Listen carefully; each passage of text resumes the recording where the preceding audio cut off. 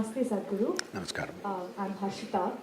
My question to you is, what do you think about the concept of hell or heaven? See, those who have made a hell out of themselves are always aspiring to go to heaven.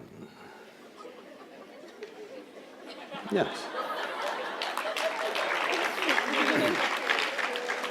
If I am sitting here and I'm blissed out totally, look at my eyes.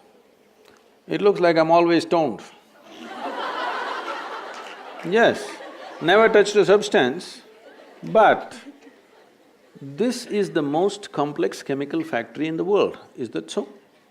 Do you agree with me? The question is only, are you a great CEO or a lousy CEO of this chemical factory? If you are a great CEO, you would keep this all the time, blissed out, right chemistry. If you're a lousy CEO, you produce bad chemistry and you think it's because of this one or that one or that one. So, for some reason people are feeling miserable. Their chemical factory is not going the way they want.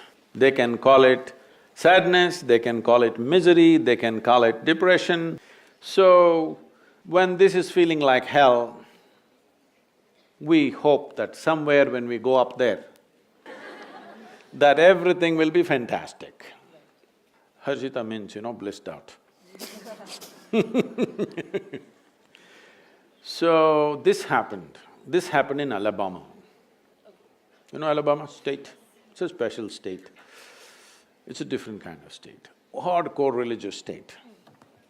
So in a Sunday school teacher was going all out, full rhetoric, full force. And unfortunately, the audience were not like you, they were all tiny tots. It's a catch them young policy. In his full rhetoric, he was going and children were sitting like this. Suddenly he stopped for dramatic impact. He stopped and he said, "What do you have to do to go to heaven?" Little Mary in the front bench stood up and said, "If I mop the church floor every Sunday morning, I will go to heaven." Absolutely. Another little girl out there said, If I share my pocket money with my less privileged friend, I will go to heaven. Correct. Another boy said, "If I help people who are in need, I will go to heaven." Correct. Little Tommy in the back bench stood up and said, "You gotta die first."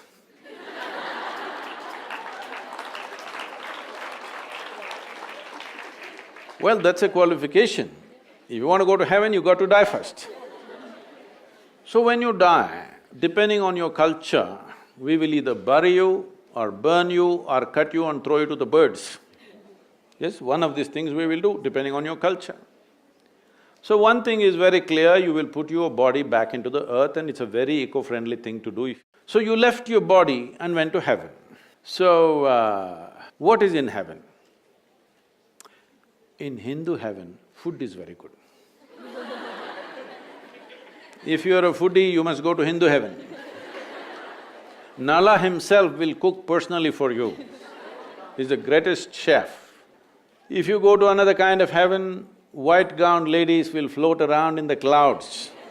If you like that kind of ambience, you go there. If you go to another heaven, you will have virgin problems. If that's what you're looking for, you go there. But you went there without the body. What do you do with good food and virgins, I'm asking? Hello? You don't have a body, these are all bodily problems, isn't it? No body, what do you do with food and virgins?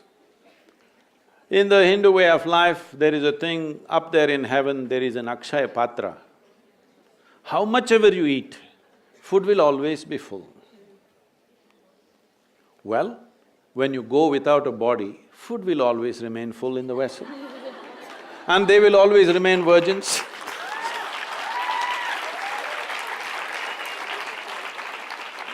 So, We have been doing this for a long time. This was one simple way. You must understand the managerial skills of the traditional people. This was a way of managing humanity. You're miserable. You… don't worry, when you go there, everything will be okay. Solace. So if it is a psychologist saying these things, it's okay. But you really made them believe everything is going to be better somewhere, you can mess up your life here, that's not good. Somebody is in deep state of suffering, don't worry, when you go and sit in God's lap, everything will be okay. It's a psychological tool. It's fine when people are in extreme states, but don't brand it and sell it everywhere because it's not going to work like that. So, now heavens are collapsing in people's minds. Why there is such an increase of consumption of alcohol and drugs on the planet is mainly because still people are not articulating it, but in their minds, heavens are collapsing. How many of you are thinking, one day when I go to heaven, everything will be fantastic? Not many of you, I'm sure. But in the previous generation, if you had looked, the numbers were quite significant. So heavens are obviously collapsing in human mind, because if you ask three questions, all the three heavens will collapse. Yes. So now once human intellect became active, inevitably it'll ask questions. If you ask questions, these things will collapse. So people are trying to have alternatives right here, that they're getting drunk and drugged right here. To be healthy, they need chemicals. To be peaceful, they need chemicals. To be joyful, they need chemicals. For everything, they need chemicals. I want you to know this, 70% of US population is on prescription medication. The most affluent nation on the planet.